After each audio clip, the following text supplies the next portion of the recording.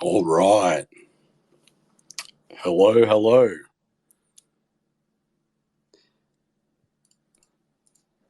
we go. Hello, everyone. Welcome to the first official STARL Twitter space. Just to let everyone know, this will be recorded so we can share it around later. But while we wait for things to heat up, it would be amazing if you could share and retweet this on social media, both to show the strength of the STARL community and to get as many eyes and ears in here as possible. All right, once again, welcome. Please allow me to introduce myself. My name is Obi Zerd. I'm a community moderator for the team, and I just want to start by saying that I'm thankful and super excited to have you all here for this discussion featuring the incredible lead devs behind the project. Woohoo! We aim to host these Twitter spaces bi-monthly, but being that today is the first of eventually many, it makes sense that we take the opportunity to introduce the lead devs to you and the broader community. We have with us STARL visionary Mo Larson, Wormbite Studio CEO Scott Brown, and Code is Just author and gaming industry icon Shahid Kamal Ahmed. Today's discussion will feature topics such as their histories and past works, how all of this came together, what motivated them to join STARL, their goals for the project, and maybe some lessons they've already learned along the way. We'll then be diving into pre-selected community questions before closing out with some prize announcements and some things to look forward to in the future. So with that, please put your emoji hands together, throw up some hearts while I pass the mic over to the Moondonk who made all of this possible. Welcome, Mr. Mo Larson. Woo! Hello, thank you so much for the warm welcome, Obi. And like you said, we are here today to talk about the STARL Metaverse project. I am Mo Larson. I'm the project manager and conceptual creator for the STARL Metaverse. Thank you, everyone, so much for being here. Yay. Oh. And just, I'm not going to spend a lot of time talking about myself. We're here today to celebrate the team behind STARL. We have Scott Brown, we have Shahid here with us, and we want to make sure that we emphasize our importance to the project. Just to give you a little background about myself, I've been in the crypto space since 2012 as an investor. I was a small business owner for over a decade. With COVID, I transitioned back into IT and tech and was lucky enough to find a project like STARL to be a part of. Some of my strengths have always been putting together teams, connecting the dots, and that's what we see here. We have one of the strongest teams, I feel, in crypto currently. So without further ado, let's go ahead and introduce Shahid. Shahid, if you could say hi. Hello, delighted to be here. And also Scott, please say hi to the audience. Hello, everybody. Hey, guys. So let's go ahead and get right into it. If you could go ahead and tell me a little bit about your background in gaming. Shahid, if you want to start, please. I've been in the video games industry since 1982. I'm not going to give you a potted history. If you want that, you can find it in my Twitter profile. And there is a considerable thread that goes into great detail about my very early start in the industry. And that's an ongoing series. It will continue in late March, early April. And I suspect that it will be several decades before the entire story is told. I certainly hope so. I certainly hope so. Yeah, so I've been in the industry for 40 years. And I'm still in the industry, and I can't think of another industry I'd rather be in, frankly. Yeah, absolutely. And we're lucky to have you on board with the project. And Scott, would you like to introduce yourself, say a few words about your background? Sure. I'm Scott Brown. I have not been in the industry as long as Shahid. But my first game launched in 2001. We started it in the late 90s. My focus has been primarily online gaming, and space games has always been a passion of mine. So very excited to be a part of the team here. Yeah, I think we can all say that we're entering a new territory in terms of development, how gamification works. The power of the blockchain has given us the ability to grow beyond anything we could have imagined initially. So we're all in this journey together to help innovate something different and new. That being said, maybe you could talk a little bit about some of your past projects, old and new, some of the favorite things you've worked on. And let's start with you, Shahid. So, what would you like to know? What area would you like me to focus on? Yeah, let's hear about some of your gamification experiences, since you're relatively new to the crypto space, as we all know. So maybe just some of the past lessons that you've learned from being in the industry, how you think it can apply to where we're at today. Okay, so the single biggest lesson I've learned in video games is that you lose something very special if you try and interfere with the game's design and development process, having never done anything like it before. So the industry is rife with stories of people who try to produce games, that is, be the producer on a game, and failed to improve the quality of the game because they interfered too much and ruined the creative direction or the technical direction. And what that led me to focus on very quickly and for most of my career is that when it comes to video games developers, you have to support them.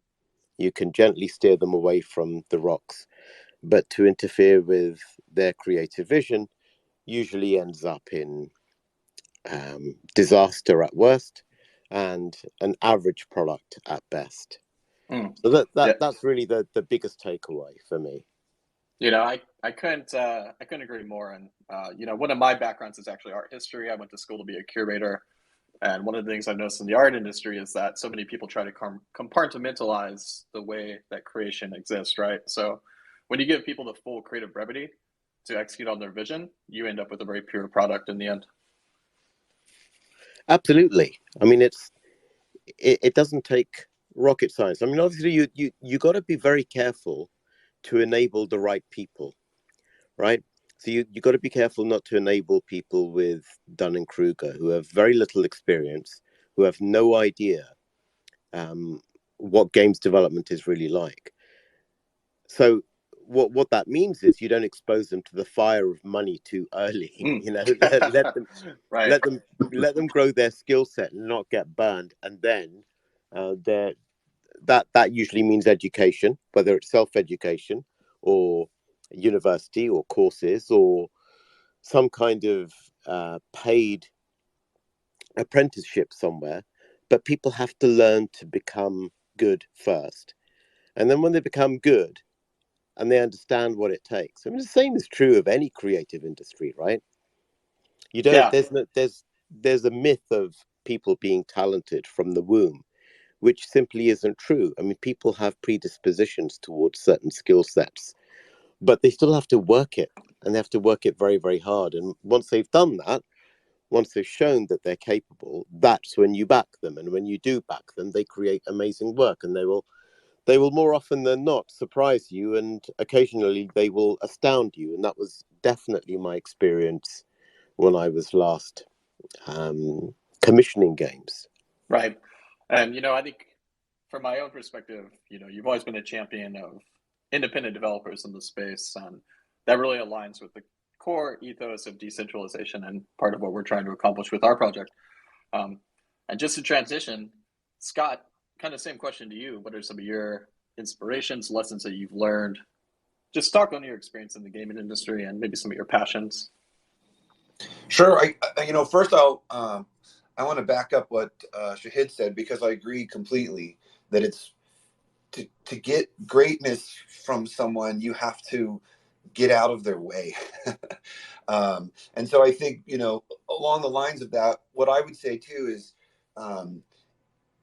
how you can help do that is you can kind of set boundaries. You can explain why we need to go where we're going, but not how, right? And so you let the experts figure out how they want to get there, how they want to make it great, and you just sort of help guide to say, hey, this is where we need to be now. What do you think is best, right? And that's where you get the best from a team.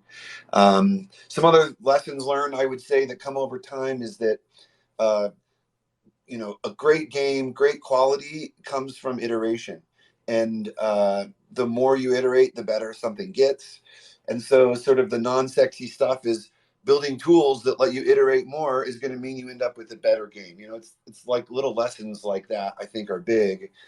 And the last thing I'd say on the sort of lessons learned side is from the management side, what I've really found is pretty simple. Just treat people how you want to be treated. It's not really rocket science, right? Like, what would you want someone to do for you? And that's how you should manage others. And I think those are kind of my biggest lessons learned, I would say, with game development. Yeah, absolutely. I think that's a strong message to take to heart, especially when we're entering into such new territory.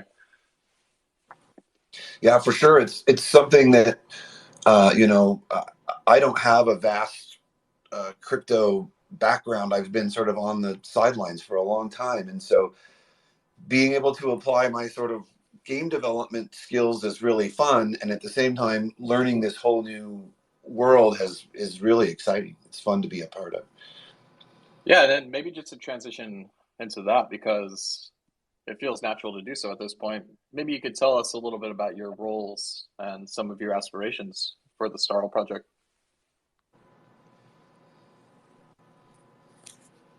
Sorry, I didn't know who you were asking. Oh, I'm sorry, Scott. I'll make sure to direct the question. Sure.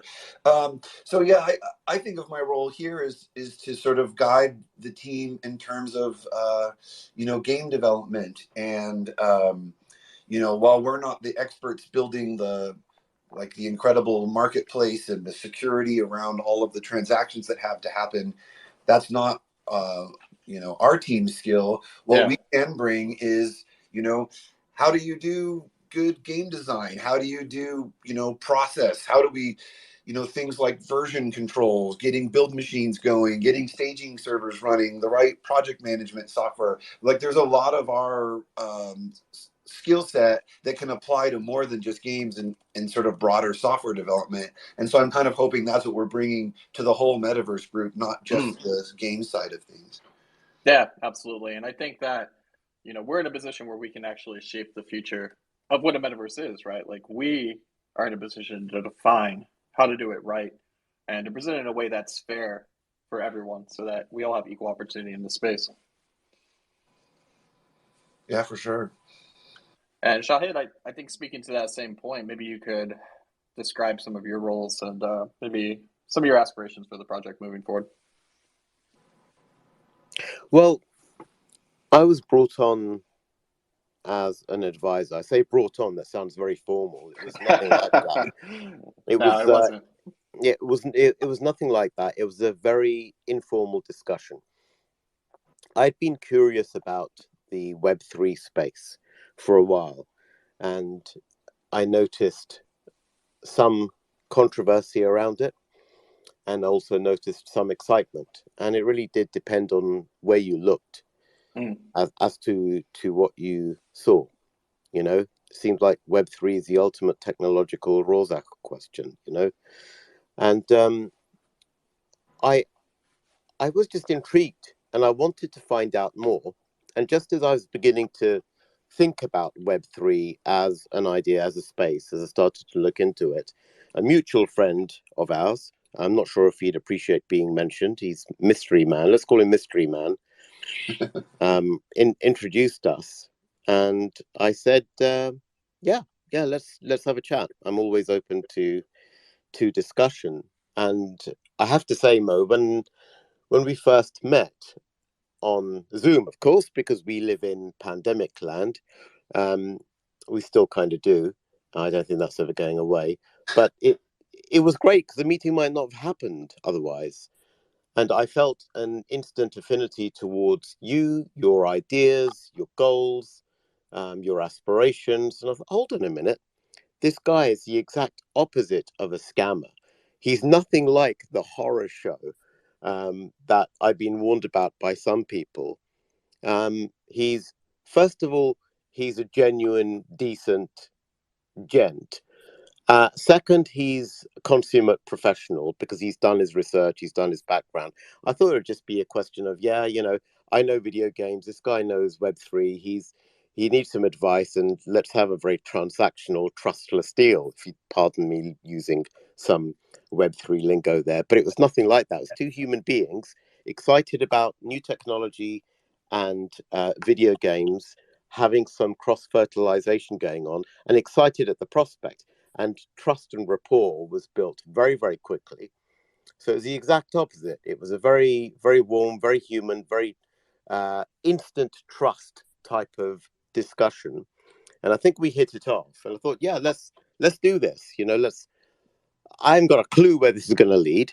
That is my nature. I am very exploratory. I take huge risks when it comes to the next stage in my development or journey. I don't really think about it as development as much as a journey. And this presented a learning opportunity for me in an environment and a distributed organization that I found then and continue to find to be filled with the most lovely human beings who are all working for each other, who have no ego, who are supportive, who are kind. And I thought, there's something weird going on here. These are nice people. So Right. someone's been filling my head with the wrong ideas. These people don't talk about money. They don't talk about scamming. All they talk about is getting the best possible experience for their community. They talk about their community constantly. How will this benefit the community? How will the community enjoy this experience? How will this be better than everything else? Not once has all of the other stuff been mentioned. It's all been about getting the best of the community, and that has been really inspiring, and it aligns completely with my ideals. Yeah, I think that you hit on a very important point there, which is that, you know, the way this project was started, there was no token distribution, there was no fundraising round, right? Like, we all really have scrapped together to make something special, and everyone has pitched in individually. But I can speak for myself personally that my interest in the space is about building something that's going to stand the test of time. It's going to give people the opportunity to come into Web3 and experience why blockchain technology is relevant, why it's important, and how it's the most powerful programming language in our lifetime. I just want to second what Shahid said. Also being brought in by Mystery Man. I didn't know what to expect either. And I didn't know much about the blockchain gaming industry, and had exactly the same impression, or first impressions, I should say, of, hey, this is a good group of people. And in this world, it's very much about trust. Trust between us, trust between the development team, trust between the people who have invested in us through, you know, various things that they've purchased, that we're here to do what we say. And so without trust, that none of this works. And it was a really strong first impression with the group. And, you know, when we were originally talked to, it was just about, hey, do you want to maybe make a game as part of this metaverse? Yeah. And kind of our role grew into like, hey, why don't you help us build this metaverse? And it was very exciting. But yeah, I had a very similar first impression as what Shahid described. Well, you know, likewise for myself, you know, I consider my peers to be teachers in this field, right? Like, we're all learning in this shared collective experience and trying to create the best product possible. They say in crypto, one of the things that happens is you put your head down and build during the in-between times, and that's exactly what we're doing now, trying to construct value and make a project that really stands to the ethos and core impressions of what we want to see, what we want to experience.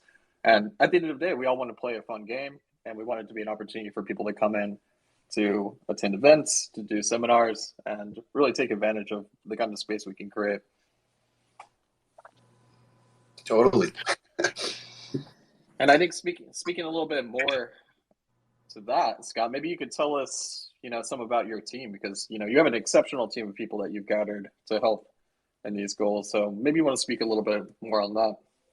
Yeah, sure. So most of the team are people that I've worked with or known for, you know, at least 10 years, if not 20 for some of them. And so, again, it's a team I trust. It's a team of experts. You know, every single person on this team knows way more than me about what they're doing. You know, and like that's okay to admit. Yes, and that's one of my favorite things about working is you work with such talented people that what they produce just blows you away day after day, and it's really exciting. And I think the team feels that same respect towards each other, so we can all we can all comment when we think something's not good, and we can praise when something is amazing, and it just makes for a really great day-to-day work experience. Yeah, no, I feel the same way. I actually grew up in an environment where my older brother was a philosophy major, believe it or not. And one of the things that he always said was the Socratic way is that once we declare ourselves a master of any one given field, we give up the ability to learn. And in technology, and especially games, right? That's especially true. Everything changes every day, it feels like, right? And Yeah. so if you're not in this industry to like learn and grow and change, then you're in the wrong industry. But it's what makes it a blast too. Like you never stop learning, which is just fantastic. Yeah, and in crypto they say a day is 20 years, right? Like we're all aging exponentially. So we're sharing that experience together. And just to get back to that point, we talked about the lessons that we've learned, maybe a little on the more lighthearted side. What are some of your favorite games and styles? Shahid, you wanna start us off? Well, I'm old school in my personal preferences, so I love the arcades. I love the arcades from the very beginning, Yeah. from the late 70s, and arcades is why I got into wanting to make video games. Sadly, the arcades are not around anymore. Certainly not in the way that they were before, and games have changed, perhaps out of all recognition. While many of the mechanics that were invented in the early days are present as part of modern games, the overall feel of arcade games seems to have gone. But apart from that, I mean, I'm your average dad gamer. I'll play whatever the family's currently playing. That means usually whatever my son is dominating at the moment. Right. So lately it's been a lot of Minecraft dungeons. I mean, he speaks gamer lingo. It's crazy. So he's trying to. The really amazing thing is to have my son teach me the stuff I learned 20 years before he was born. It just fills me with so much joy to be excited about something being OP. Yeah. Oh, this is so OP, and oh, by the way, this is your inventory. This is how. Yeah, I did an inventory system first time in 1985. That was about 2,000 years before you were born. So it's delightful. Honestly, it's the most wonderful experience to see that joy come to life in your own children that you first experienced. And it's the same is true of other creative endeavors as well, I'm sure. But for video games, for me, it's particularly poignant that it still carries into this industry. But yeah, I do the dad game thing, but I also love action adventures. I love shooters. I played a fair bit of Modern Warfare. I like driving games. Gran Turismo is one of my all-time favorites. But on the other end of the driving spectrum, I was also, I still am a recovering Mario Kart addict. Yeah, I have traditional interests in video games. That's a good choice. If you're going to be addicted to anything, Mario Kart's a pretty mild addiction. So I think we can all agree on that. And for me too, I'm an old school gamer, right? Like I played the original World of Warcraft on a Apple Performa 2 with a 48K baud upbyte, and at that time, that uplink was amazing, right? Like I could do something in 2 minutes if I was lucky. But yeah, going back to that point as well, I started off with multi-user dimensions, role-playing games, like that all had such a fascination to me. And, one of the things that really was poignant about gaming community and how it started and where we've gotten to now is that we share this experience with people around the world, and we're able to connect to people outside ourselves and experience this whole different reality. And I think that that's kind of like one of the potentials of the metaverse now, right? Is that we can reach across borders and have a shared human experience. And Scott, I think same question to you. Maybe you want to talk about some of your favorite games and styles. Sure. I've played a little bit of everything. I mean, I'm truly a gamer at heart. And now as a dad, I've also experienced, like, I play World of Warcraft, off and on with my kids. And it went from me showing them around and how to play to them saying that my rating is too low and they don't want me in their party anymore.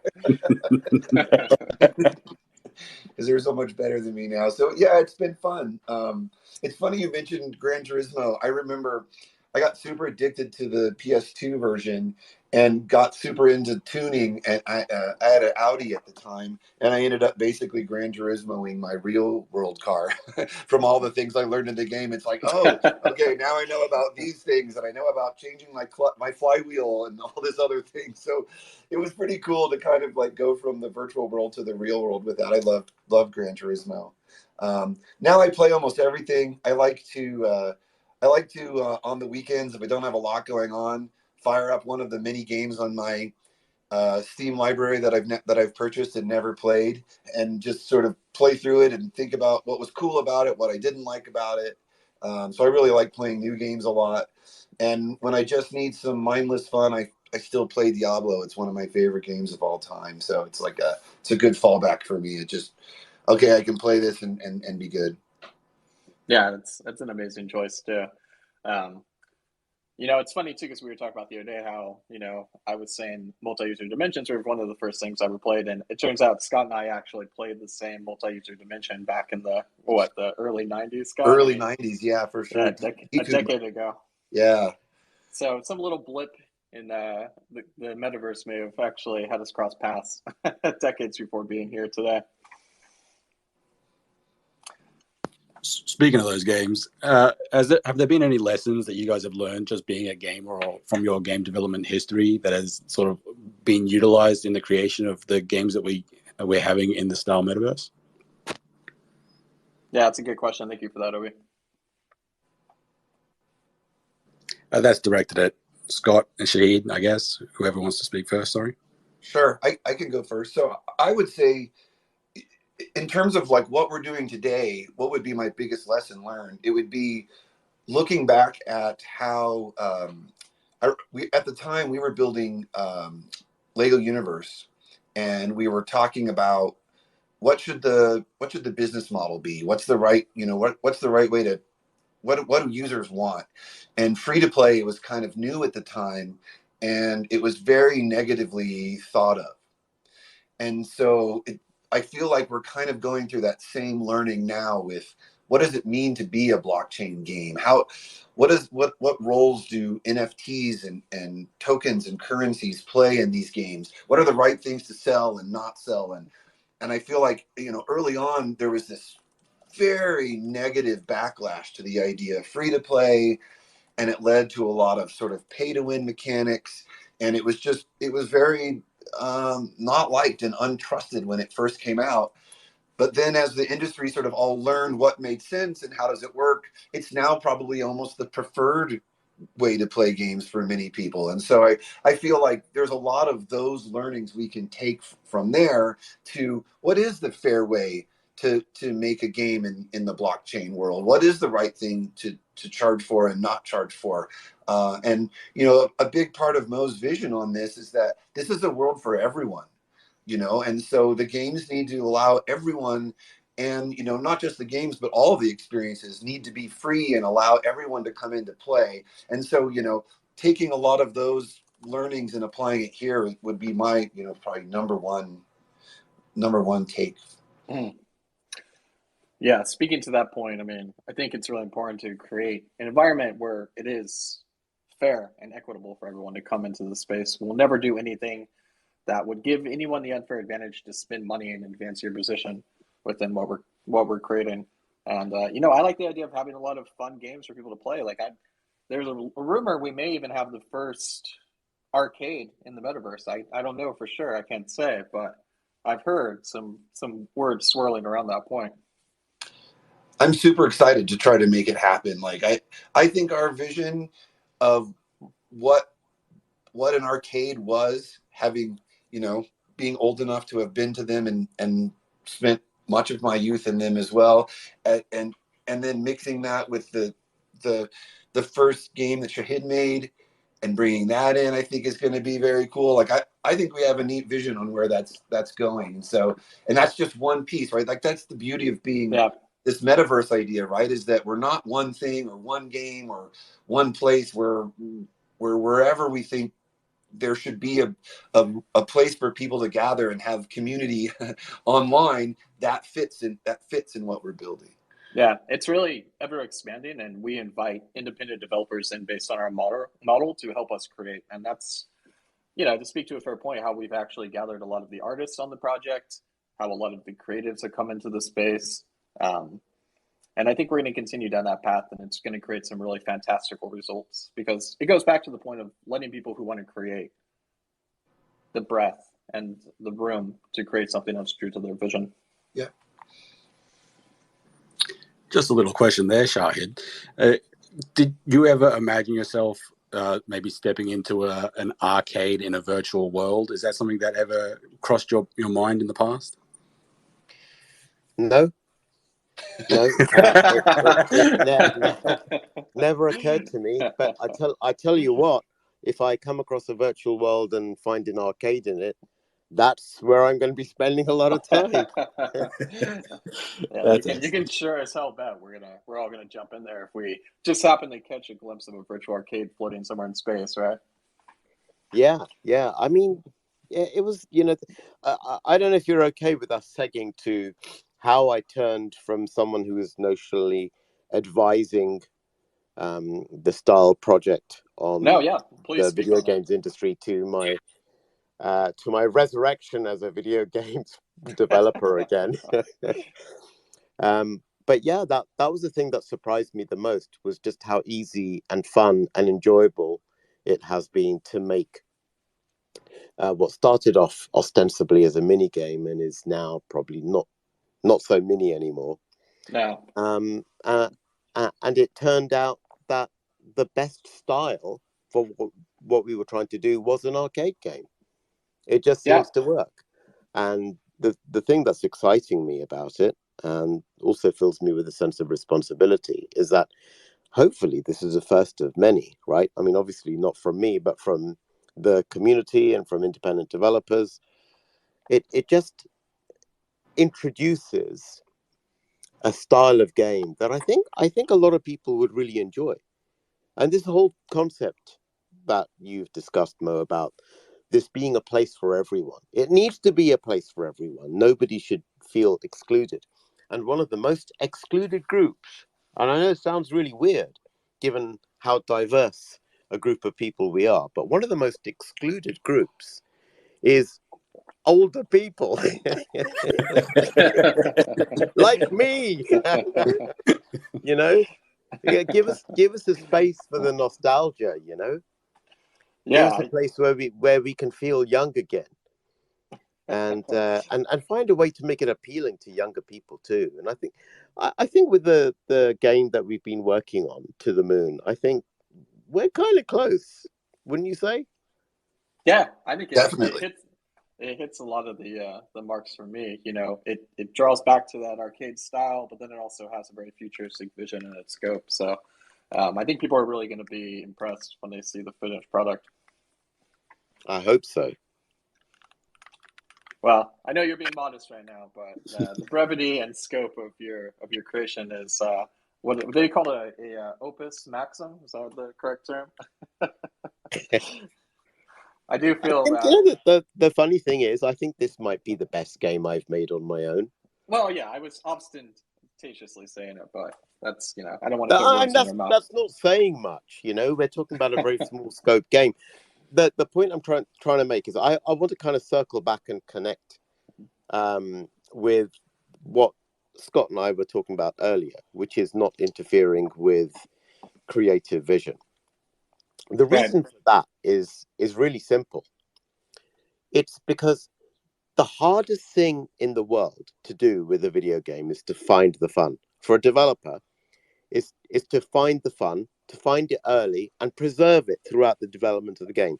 Because what tends to happen is, if you find the fun And then suddenly people who don't know much about video games get involved, and they start to assert themselves. They start to introduce some of their ideas. Then the original fun can be diluted or eroded very quickly. And the unusual thing about the game that I've been working on is I found the fun really quickly, and the team was supportive and excited enough that everything that's happened since, apart from a couple of experimental detours, let's put it like that, has preserved that, and we've still got it. And we've been able to hone in on that. And nobody's felt the need to step in and say, this isn't working. I think we need to go in this direction or that direction or whatever. There's a great deal of trust in the process. And it's great because it means for the first time, I've genuinely, in an unpressured way, been able to produce something that I'm very happy with. And it's not, again, it's not like, we're not talking about the metaverse here. We're talking about just one mini game that will feature in an arcade that's part of the wider thing that we're building. But it's an important component, and I think it's hopefully a signal to other people that, you know, this space is fun too. It's not just about people working, you know, working in a digital mine to try and extract value by some repetitive task. This is about people connecting, enjoying themselves, having fun, and you know that's okay. You can do that too. As for the technology that underlies it, it's, you know, technology has always been the same. Technology is always about facilitation, and one has to ask the question of any technology: that what is it facilitating? And in the case of something like Web3, it's, I think the primary purpose of Web3 is to facilitate decentralization. There's a big word. What does it mean? It means, you know,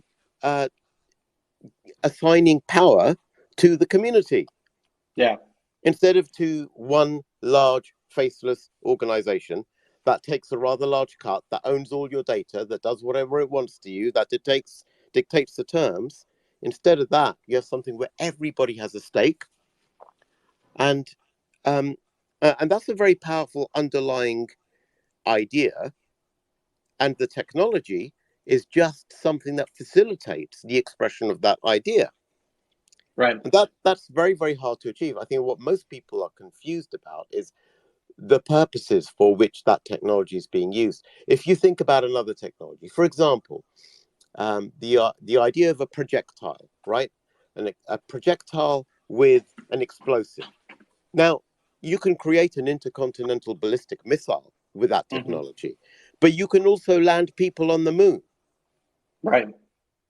And one of the reasons I've called it To the Moon is, for me, one of the most beautiful moments in human history, has the most inspirational moment in human history for me, when the whole world, no matter what their creed or color, wore the American flag, was when we landed human beings on the moon. Right? That's technology. That's what technology can do. That's the ultimate upside of technology: exploration, pioneering, human unity, achievement. It's stunning. It's absolutely incredible. Nothing of that scale has been achieved since, right? So when people concentrate and focus on the negatives of a technology, I feel like, you know, that's not fair on humanity. Human beings are way, way, way better than that. Some of us trust some of us because we want the best. We want the best for us, but we want the best for you. We want the best for your children. We have high hopes for humanity. We don't think humanity is finished. And that's some of the emotional underpinning for me that has kept me involved in this project and has me so excited, because everyone I work with on this project has that. They have a great sense of humor. They have a great personality, even when they're completely anonymous. I don't know their real names. Doesn't matter. You know, you're interfacing with them is always an inspiration. They're always supportive. They always want to help. They always want to support. They're always Yeah. thinking about their community. Now, you tell me, if you think back to what the moon landings were like, and I'm not saying we're doing a moon landing here, okay? But I'm just doing a comparison. Yeah, don't tell anyone that, please. If you think about the spirit of cooperation and mutual support, there's a beautiful story about Kennedy going to the research center where they were working on the project. And he bumped into a cleaner, and he asked the cleaner, probably apocryphal, right? But I'm going to say it anyway. Yeah. And he asked the cleaner, what are you working on? He says, I'm working on sending a man to the moon. He didn't say he's sweeping up. He didn't say I'm a cleaner, right? Because everyone was absorbed in the mission. Everybody believed that they were playing their part in this mission. What we're trying to do is bring joy to people, right? As many people as we can. We're trying to enrich their lives in some way. Will this happen overnight? No. But do we have to immediately jump to the conclusion that we're all doing this for profit? I mean, that's thinking very, very negatively of humanity and of our fellow human beings. I'm sorry, I know these are dark days, and we have horrible news all of the time, but there's also an awful lot of good news happening right now. And I'm a great believer in the future of humanity. I believe we will solve our problems. I believe we'll get to a point where we are doing the equivalent of sending human beings to the moon again. I'm sorry, I don't care what other people say. I'm a fan of Elon Musk because he's got imagination. Yeah, you can talk about his work practices. You can say, yeah, he works his people too hard. Well, you think it was easy sending human beings to the moon? You think they didn't pull some all-nighters? You think I haven't pulled some all-nighters? I couldn't agree more. You know, it's sometimes it happens. You know, it's when you have this grand vision, I think it's important to understand that it serves a much more important purpose and profit. And that's that's what I love about this project. I'm going to shut up now, otherwise I could go on forever. Well, I was going to say, those are really powerful words. Thank you. Yeah, I don't really know how we can top that. That's amazing, Shahid. I'll just close it out by saying, and we could talk about this for a very long time, and we'll have longer spaces in the future as well. This one is relegated to an hour based on our scheduling, but we are here trying to create and share a human experience, right? And in a time where things are maybe dark, maybe depressing, shared human experience is what can pull us through. And I think back to my art historical experiences, and there's a French poet, philosopher, and writer, art critic named Baudelaire, who said that in a city environment, as people come closer together, the rush of experiences is so great that we lose connection with the people around us, where everyone becomes a faceless moving object in a stream of consciousness. And my goal here is to break that stream of consciousness and to bring us closer together. And I think we all feel the same way. Baudelaire was talking about the internet, wasn't he? He was a visionary before his time. And, speaking on that, we're kind of getting to the point now where, unfortunately, we have to transition to the question and answer phase. Only unfortunate because I know we could continue to talk for a long time, and appreciate the words of Shahid and Scott, who, are just amazing speakers and so much fun to talk to. I myself can fumble through some words decently well. But let's turn it over to the questions to respect the time. Thank you guys so much, everyone, for being here.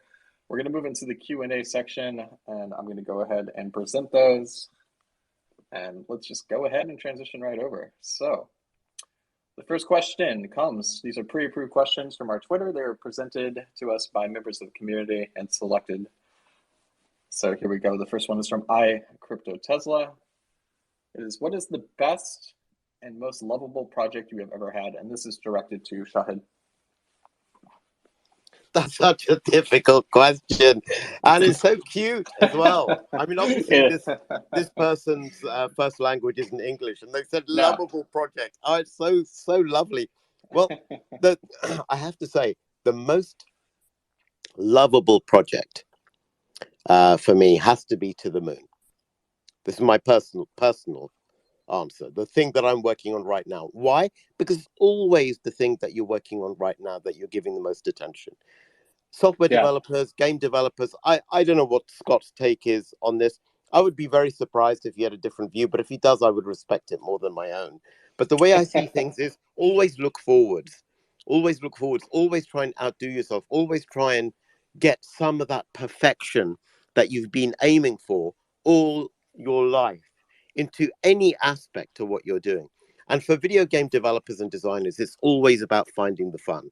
And I've never found the fun, except in one project, by the way. I did one project where I did find the fun before. It wasn't as fun as this. And sadly, I cancelled my own project. This one isn't getting cancelled. This one I'm enjoying immensely. So most lovable project would have to be the one I'm working on right now, but it is also something that I'm enjoying immensely. So it's not just me saying it because it's the project I'm most consumed by at the moment. But historically, wow, that's tough.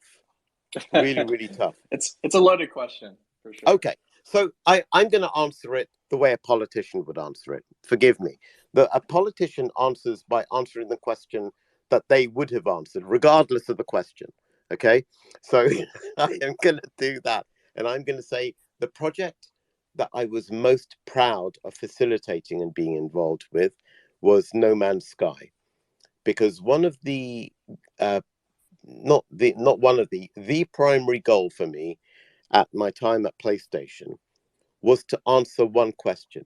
Can we take an independent developer and give them and their game the same profile as a AAA game? And we achieved it with that.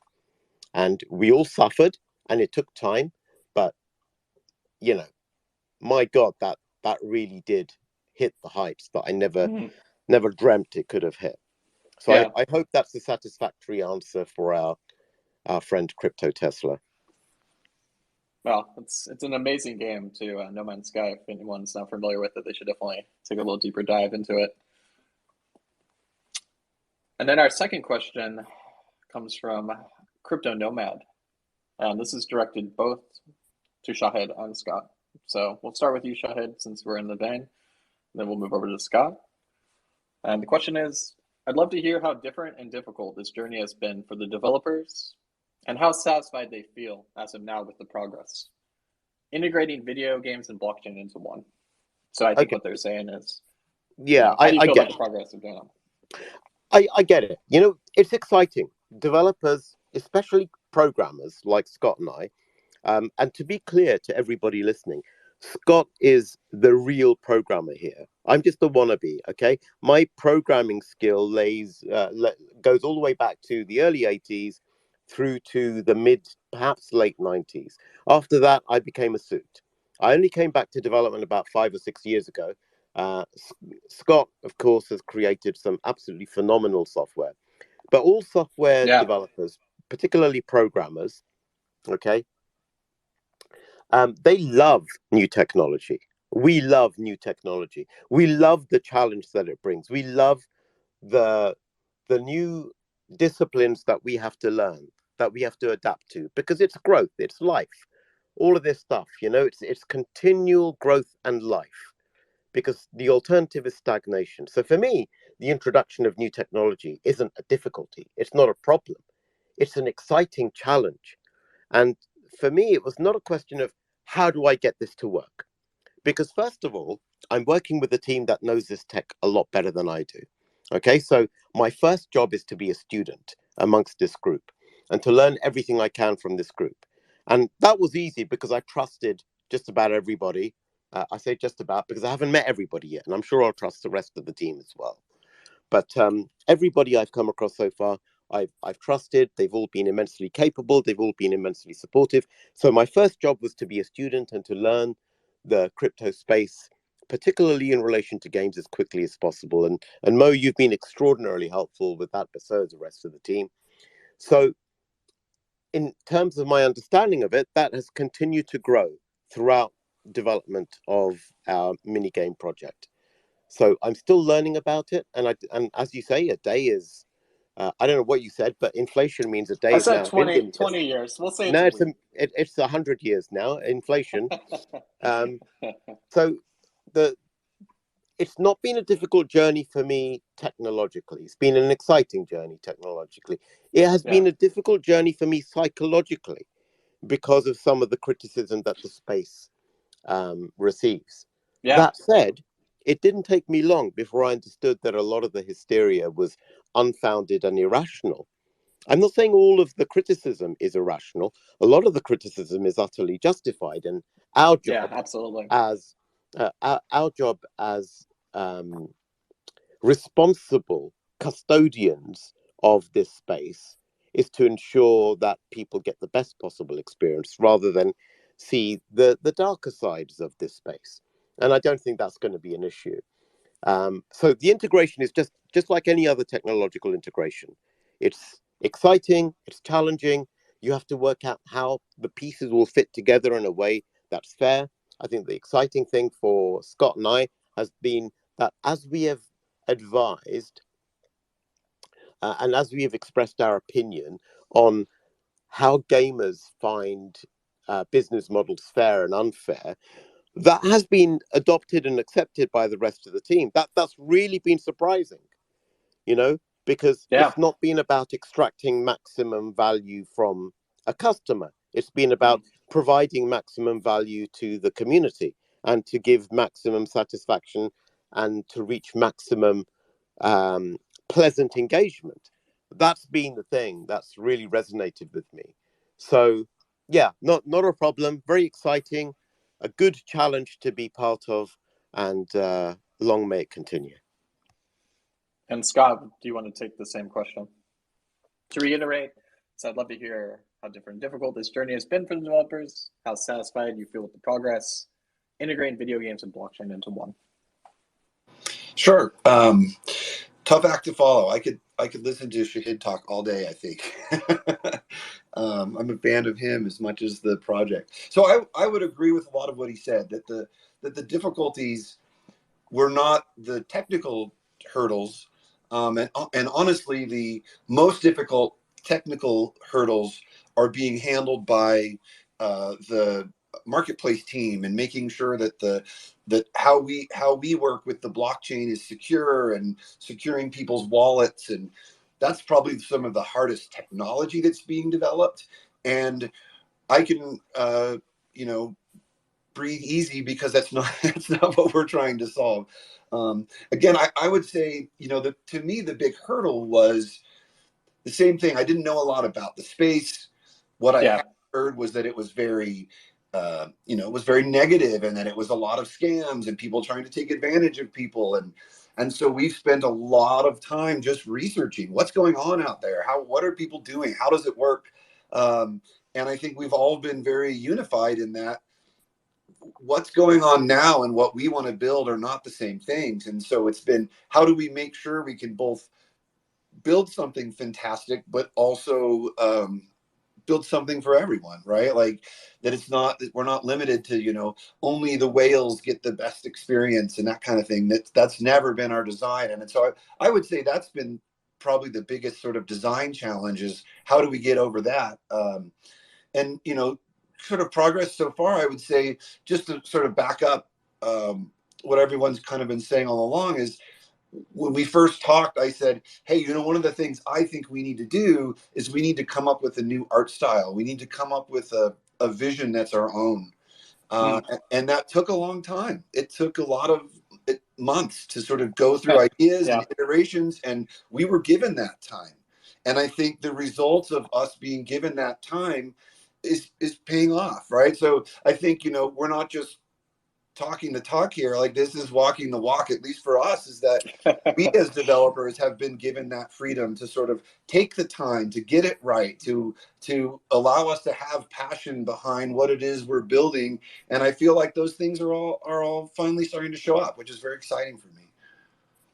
Yeah, no, I couldn't agree more. And we're lucky to have such a diligent team and such a passionate team, because everyone, like we've all reiterated throughout this conversation, is excited to be here. We show up every day with the same kind of joy to share the space together and to work on creating something special. And just to transition away from that, I know that, Shahid, your time is limited. Let's go ahead and get into the last question. This comes from user Karian Chan on Twitter. And the question is directed both to Shahid and Scott. How will we capture the potential user gamer. What's the value for us being a so-called metaverse in the future? And Shahid, go ahead and lead. So I'm very careful with my choice of words, and when I see words in relation to business models, I have a filter that immediately alerts me. And so when I see words like capture, okay, I that's a negative connotation. I don't want to capture anybody. I want to captivate. Okay, that's my priority. This is the challenge of all video game developers. We want to captivate people enough that they feel like they want to willingly spend their time in the world that we've created. I don't want to extort them into staying longer than they want to stay. I don't want them to be chasing something. And those are negative things. So it's not about capturing people, it's about captivating people. Everything that I think Scott and I want to do is about captivating people. So so the second take on that, I mean, I understand other people don't use words as carefully as me, and there's probably absolutely no negative intention here at all. But I just want the reason I want to emphasize this, what seems like a trivial point, is because people pick up on this. You know, people pick up on the kind of language, and if they see that for us these things are important, that even the smallest detail of communication is important, they'll see that we're not BSing them about our focus on providing a great experience, about providing positivity, supporting and nurturing and enabling and facilitating. They want to see that we're actually doing that, right? So the details matter. So how will we do that? How will we captivate people? By making amazing content. Right. It's really simple. It's always been the same. You create the best content it's possible for you to create. You create the best experience, the most interesting, captivating mechanics. And I see some of the work that Scott and his team have been doing on a regular basis. And man, it is so inspirational to see the art coming out, the design ideas coming out, the constant iteration. I mean, Scott spoke about iteration. That's the key, right? And they've iterated and iterated. How will this be fun? And how will this be appealing? How will this be fair? That's the other thing. Scott keeps talking about how something will be fair. That's essential because he cares so much about the people who are going to be playing his games. This is a man, him and his team, who have been doing this for a very long time at the highest levels of the industry. So they know, right? They know how to solve this problem. So that's it. Providing value means providing an experience that people are captivated by on a continual basis and keeping it fresh. And as for the value for us being in a so-called metaverse in the future, that's a great question. Like, why would you want to reread a book? Well, write a book that's so beautiful, so engrossing that you feel like coming back to it. And there are very few books like that. Does that mean we're going to necessarily write that book this time? No, not necessarily. But here's the difference between what we're doing and a book. We get to keep rewriting the book every single day, listening to the community, supporting what they're after, making changes, making provisions, and adapting to their needs, supporting their wants, and just enabling them to have the best possible time. I mean, the world has changed irrevocably because of COVID. And if it wasn't COVID, it would have been something else. But we are now getting used to a world in which, sadly, in some cases, but not so sadly in others, because we've become used to it, we're used to the idea of connecting with people virtually. And so this becomes really important because one of the things that's missing from our lives is connecting with people around the world to enjoy ourselves.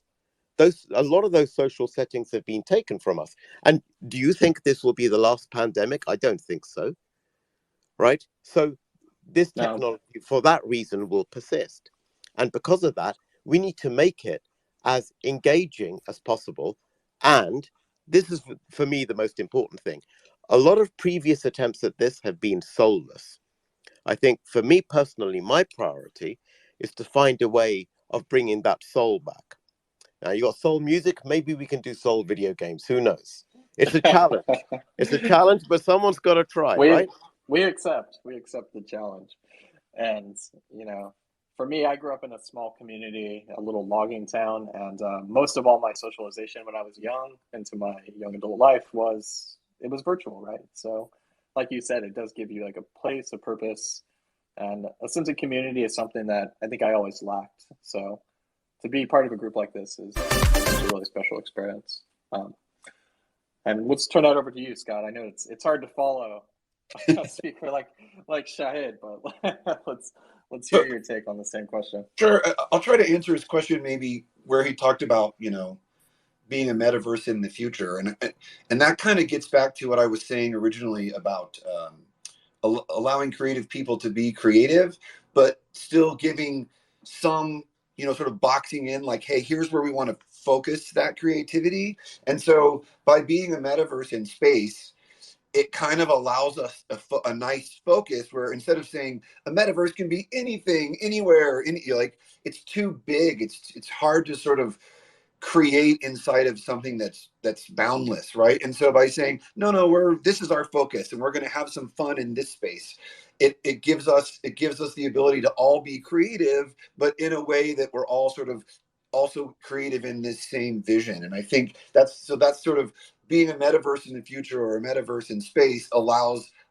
for that sort of creative focus that gets us all going in the same direction. And so you can still be creative, but we're all still also moving towards, a similar storyline, a similar backstory kind of a thing. And so that's kind of what I feel like it's different about what we're doing a little bit. The other thing is we're not, again, to go back to kind of my last answer is that our goal is not building the fastest thing possible. It's building something great, right? And again, I'll push iteration again, right? By allowing us to take the time to iterate on ideas, to try things out. Some things don't work, some things do, that's what's going to make this great. And I think that's what's different about what we're doing. We're not racing to get something out. We're trying to build something special, right? And so I think that's an important difference. Yeah, and I think it's important to keep that in mind. Sometimes it can seem like from an exterior viewpoint, you always want something new and exciting to look forward to. Well, guess what, you guys? We're working on all that new and exciting stuff every day, every waking moment of our lives. Yeah. I just want to say thank you guys so much for being here. This does conclude our space for the day. That is the last question. I feel so lucky to be in this position, and thanks to everyone in the community and our speakers and our honored guests today. Obi, go ahead and take it away and close out the room if you would. Thank you, Mo. I'd just like to start off by saying, wow. Thanks, Shahid and Scott, for joining us today. Yeah, can we get a round of hearts from everyone in the audience? Let's get some claps in chat for everybody. In here. There we go. It's been an absolute pleasure listening to all of you. I think that went in a completely different direction than we were initially intending. But the way that you spoke about the project and the way that this is all, the direction that this is all heading is incredibly inspirational. So I appreciate everything that you guys have all said today. Thank you again. And a big thank you to all the people out there listening. Thanks to the community for tuning in, for your continued support. Everybody on the team appreciates that as well. Without you, this isn't here either.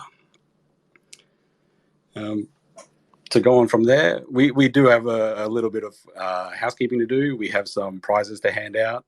We've got some 1 million token prizes for people for sharing the Twitter space, just for their support as well. So FRD, Android Dog, Melody.eth, Dronaway Club, and Tan Hien, congratulations. We'll send you a DM from the official STARL Twitter account with further instructions to claim your prize. And furthermore, as I mentioned earlier, this is just the first of many Twitter spaces that we'll be holding.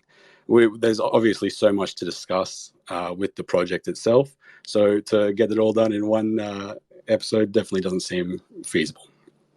There will also be AMAs in the future as well. We'll find a way to do that in an appropriate manner that everybody's comfortable with, and we'll let you know as soon as that's available. And finally, to finish things up, I'd also like to announce that it won't be much longer before we'll be having an official launch party in the STARL arena. There'll be more details on that to come, but I can already say that I'm looking forward to seeing you all there. If you'd like to continue the conversation that we've had today, or you just want to come say hi and ask any questions, join us on Telegram or Discord, the links to which are in our Twitter bio. Anything else, guys? That's it. I just want to say thanks again for everyone.